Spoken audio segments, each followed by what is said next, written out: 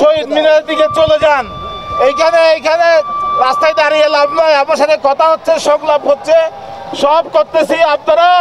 আপনারা শহীদ মিনারের দিকে চলে যান, ওইখানে আমরা মিটিং করে আর পরবর্তী কর্মসূচি ঘোষণা করবো। আপনারা রাস্তা ছেড়ে দিয়ে আর কোনো ওই আপনার টায়ার চালাবেন না, টায়ার চালাবেন না, ইট পাটকেল মারবেন না।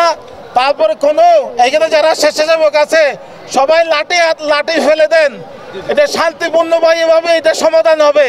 এটা ইনশাল্লাহ তারাও বাংলাদেশের মানুষ, আমরাও বাংলাদেশের মানুষ। তারা অবশ্যই আপনাদের দাবি, প্রাণের দাবি বুঝবে। আপনারা আর উত্তেজনা করবেন না।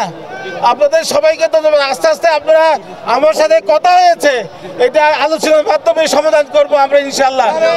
যদি সমাধান না হয় আমি নিজে দাঁড়িয়ে থাকি আবার আন্দোলনে যাবো।